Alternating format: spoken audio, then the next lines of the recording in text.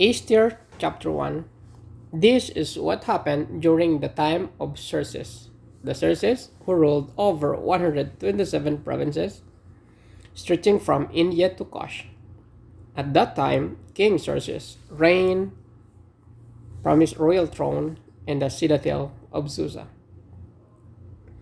And in the third year of his reign, he gave a banquet for all his nobles and officials, the military leaders of Persia and Media.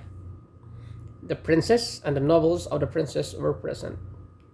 For a full 180 days, he displayed the vast wealth of his kingdom and the splendor and glory of his majesty. When these days were over, the king gave a banquet lasting 7 days in the enclosed garden of the king's palace for the people from the least to the greatest who were in the citadel of Susa. The garden had hangings of white and blue linen, fastened with cords and white linen and purple material to silver rings on marble pillars.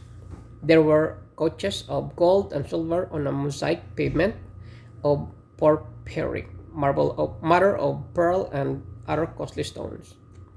Wine was served in goblets of gold, each one different from the other, and the royal wine was abundant, in keeping with the king's liberality. By the king's command, its guest was allowed to drink with no restriction, for the king instructed all the wine stewards to serve each man what he wished. Queen Vashti also gave a banquet for the women in the royal palace of King Xerxes. On the seventh day, when King Xerxes was in high spirits from wine, he commanded the 7 eunuchs who served him, Mihuman, Bishta, Arbuna, Bigta, Abagta, Zitar, and Carcass, to bring before him Queen Vashti, wearing her royal crown, in order to display her beauty to the people and nobles, for she was lovely to look at. But when the attendants delivered the king's command, Queen Vashti refused to come.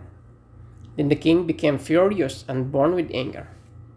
Since it was customary for the king to consult experts in matters of law and justice, he spoke with the wise men who understood the times and were closest to the king: Karshina, Shitar, Admatha, Tarshish, Meres, Marsina, and Mukan, the 7 nobles of Persia and Media, who had special access to the king and were highest in the kingdom. According to law, what must be done to the Queen Vashti, he asked. She has not obeyed the command of King Xerxes that the eunuchs have taken to her.